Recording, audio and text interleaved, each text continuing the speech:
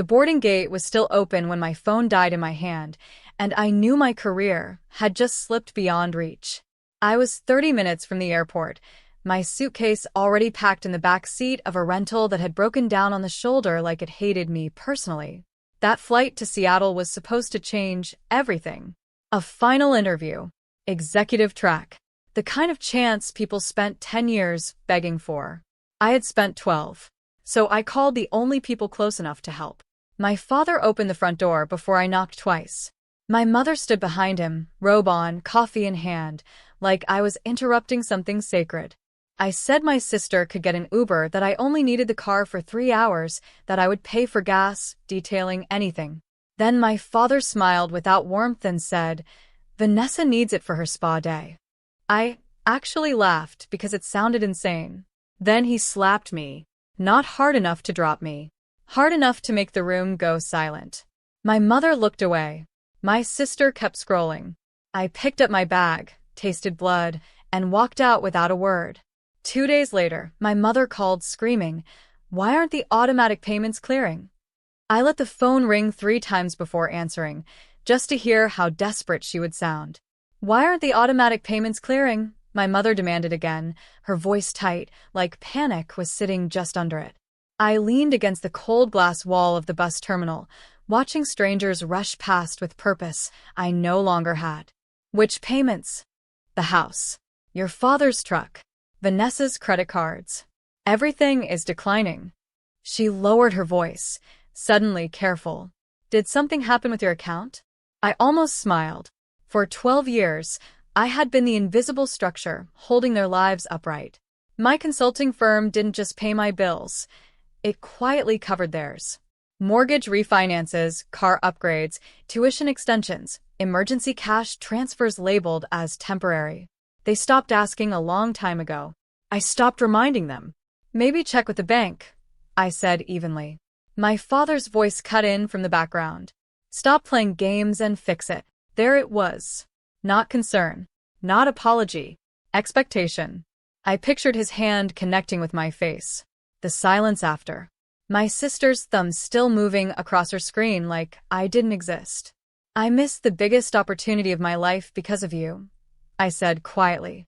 "And that's our fault," he snapped. I ended the call. An hour later, my phone lit up again, this time from my bank's fraud department.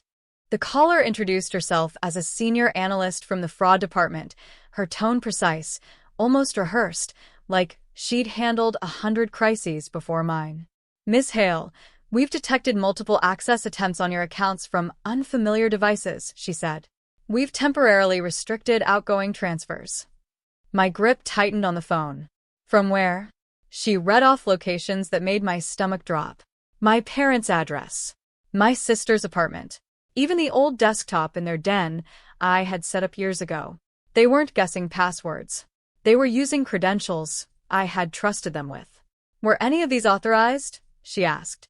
I thought about every bill I'd paid without question, every late-night transfer marked urgent, every time I chose peace over confrontation.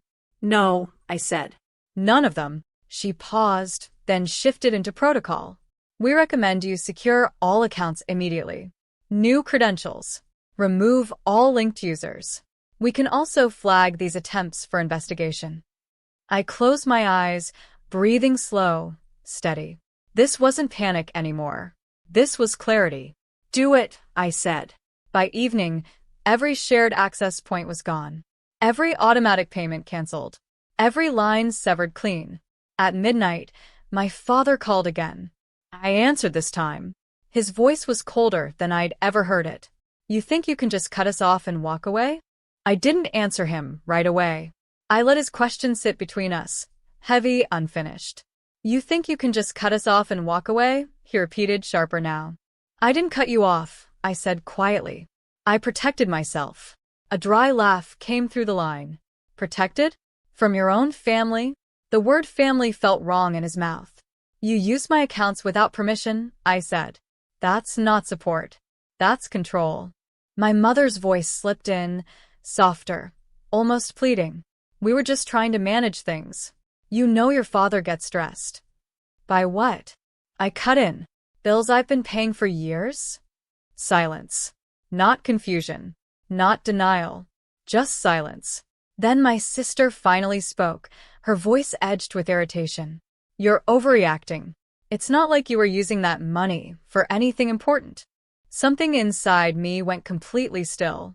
I thought about the missed flight, the opportunity that won't come back, the hand across my face, the years of quiet sacrifice reduced to nothing. I said, my voice steady. I was using it to build a life you never had to think about. My father exhaled slowly. Fix the accounts. Now. I almost did. Instead, I opened my laptop and pulled up a folder I hadn't touched in years, one labeled with their names. I hadn't opened that folder since the year I decided silence was easier than truth. Every document inside it told a version of the same story. Bank transfers disguised as consulting reimbursements. Mortgage payments routed through shell accounts. Credit lines opened under my name with their usage attached. I hadn't just supported them. I had built an entire financial ecosystem designed to keep them comfortable without questions. And they had never once asked how it worked. I scrolled slowly, letting the details sharpen my memory instead of blur it. Every receipt had a date. Every transaction had a pattern.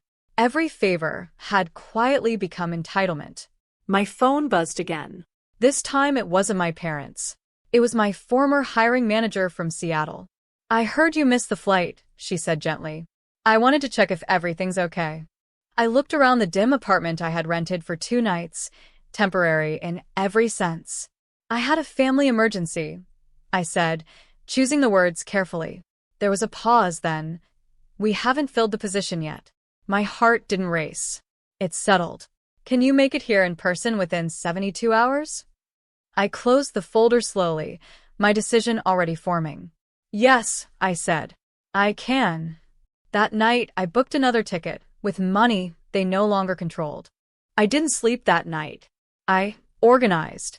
Every document from that folder became evidence, not memory. I categorized transactions, highlighted patterns, traced every dollar that flowed from my accounts into their lives. Not out of anger, out of precision.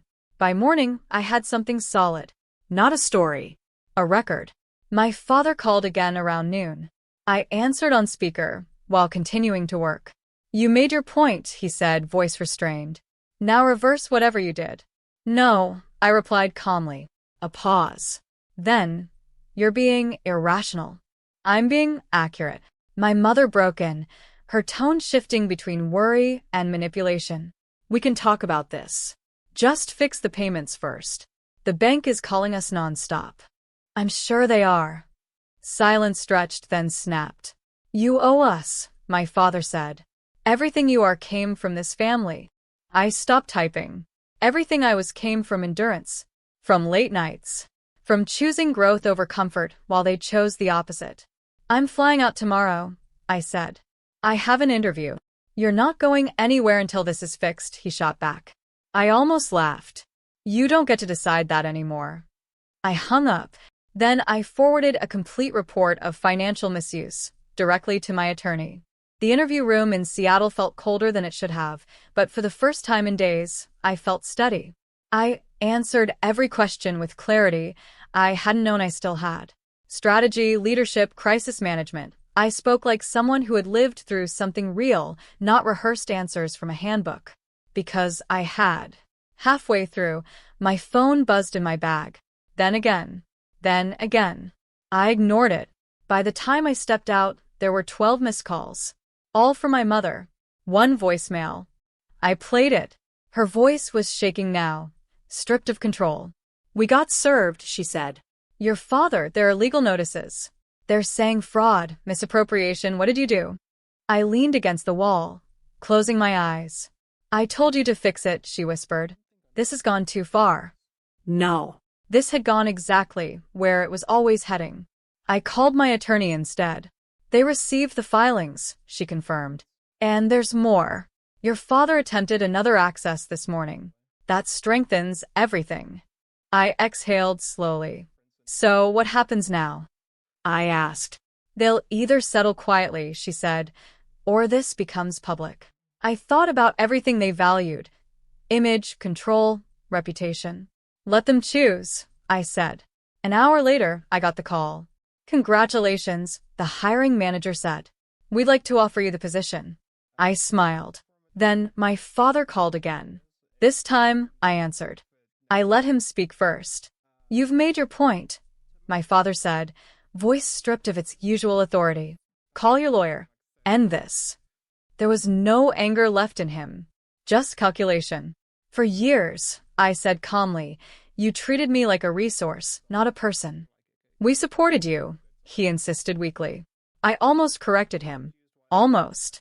Instead, I said, you used me. Silence filled the space between us, heavier than anything he could say. My mother came on the line, her voice trembling. Please.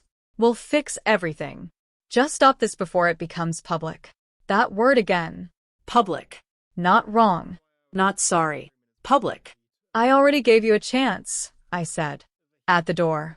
When I asked for help. No one spoke. I imagined that moment clearly. The robe, the coffee, the hand across my face. The quiet acceptance of who I was to them. I got the job. I added, not for them, but for myself. My father exhaled, defeated. What do you want? For a second, I thought about everything they took. Then I chose something else. Nothing, I said. Because walking away, with everything finally mine, my work, my future, my voice, was more than enough. I ended the call, stepped into my new life, and never looked back.